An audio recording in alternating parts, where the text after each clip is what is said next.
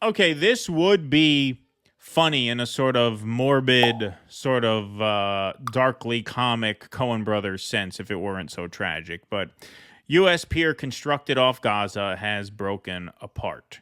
What was that Coen Brothers movie, A Serious Man, where things just get worse Oh and yeah, worse and yeah, yeah, yeah, worse yeah, no yeah. matter I what? like that movie. Yeah. Yeah, that's kind of what would happen. This is like the geopolitical version of that, where on top of all this, this happens. The temporary pier. Yeah. Yeah, exactly.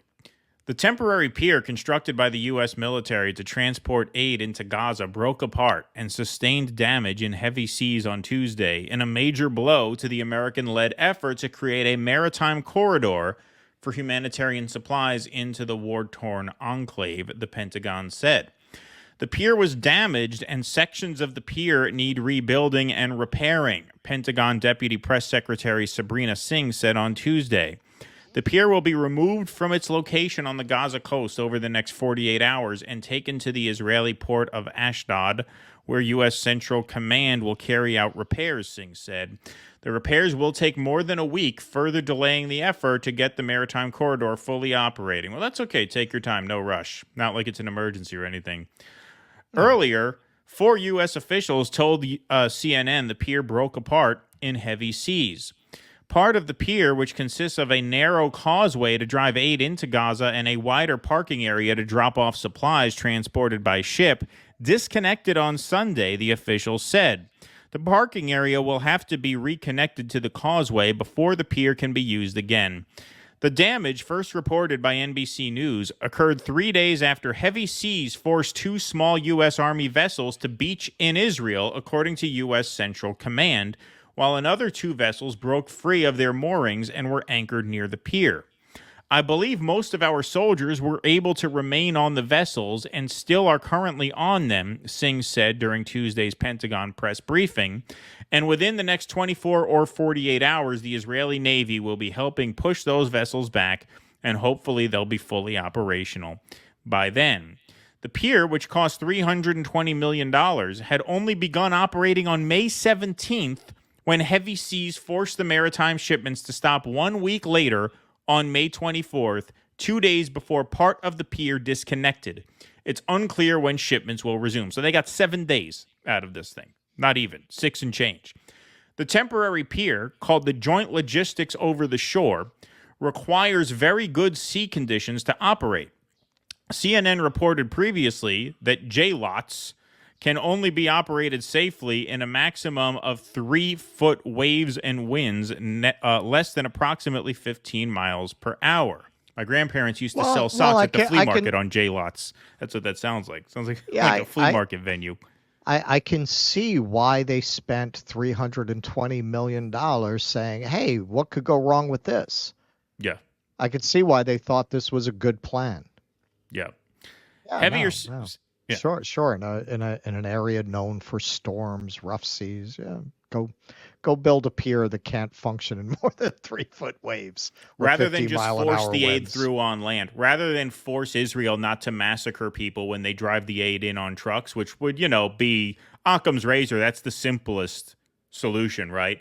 Don't kill people as they rush the truck for food, right? Yeah. No, instead of that, let's build a $320 million pier in rough waters and use that as a corridor to ship aid in from the sea. Yeah. Heavier sea conditions delayed the deployment of the pier for several weeks as the system sat docked in the Israeli port of Ashdod waiting for favorable conditions. On Thursday, Vice Admiral Brad Cooper, deputy commander of U.S. Central Command, said 820 metric tons of aid had been delivered through the pier to the Gaza beach, where the UN was responsible for distributing it to the Palestinian population. The Pentagon said Thursday that more than 1,000 metric tons of aid had been delivered before the temporary pier had to halt operations. Daniel Dieckhaus, the director of USAID's Levant Response Management Team, told reporters Thursday that there were thousands and thousands of tons of aid waiting in Cyprus to be delivered through the maritime corridor, but those shipments are now paused with the temporary pier inoperable. Sorry, did I cut you off? Were you going to add something before I finish that? Sometimes it's really the small things that give you the big picture. This is an imperial decline story if there ever was one. Absolutely. Yep. You've got the combination of the fact that we won't lean on our ally that is wholly dependent on us for its very existence to make this not necessary. Right. Why would you spend $320 million instead of saying, you don't fucking open up that corridor? You know what? We're going to help Jordan invade you. Right. Exactly. Why would you not? That's a very weak, feckless power in a sclerotic state of decline. And then you build it. The plan makes no sense. Very much like in New Orleans, they built the new seawall to a much lower standard than they really needed to. That's very typical of America in its decline. I can't remember what the standard is. I think to a 1,000-year standard. And really, the engineers all told them it needed to be to a 10,000-year standard. But it'll be fine. Now all the insurance companies are pulling out of Louisiana. People can't get their houses insured. All of these houses are going to come up worthless. Why would you do this knowing that $320 million? Like, what are the odds you're not going to get winds more than 15 miles an hour? What are the odds that you're not going to get waves that are more than 3 feet high in this region? So why even do this?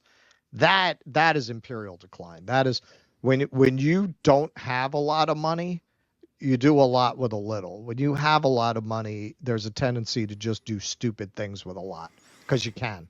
Because you can, and you have to do something, right?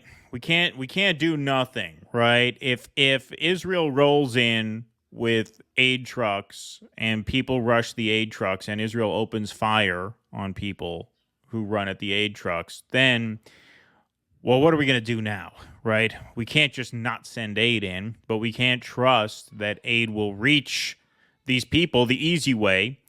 So let's spend $320 million on a pier that's not going to be able to withstand 20-mile-an-hour winds. Is that, I mean, if I read that right, that seems to be the design strategy of this pier. Yes. Right. Exactly.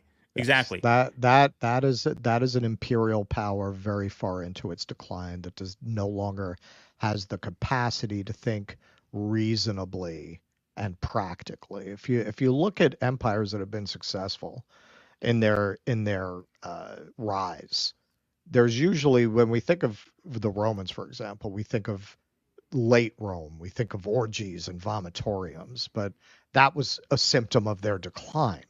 The Romans were actually a very conservative and practical and hard-nosed people for that era, and that was really what underlied their success at the time. And so were we. And this is not justifying our horrific crimes against many peoples around the world. I'm purely talking in terms of real politic here. Americans were very practical, very much like the Romans, good engineers, very conservative in the broad sense. And we've been rich and powerful for just too damn long. We have lost those qualities. I don't think the Americans that won World War II, or in some capacity, yes, our Russia shills. Yes, the Red Army won World War II, but insofar as our contribution went, I don't think they would have built this fucking pier back then. Mm-mm. We're just not those people anymore. Somebody would have said, "What the hell are you talking about? Why are we going to build a pier that's only going to work every once in a while?" Nobody said that. Nobody in the whole chain of command. Nobody said this is stupid.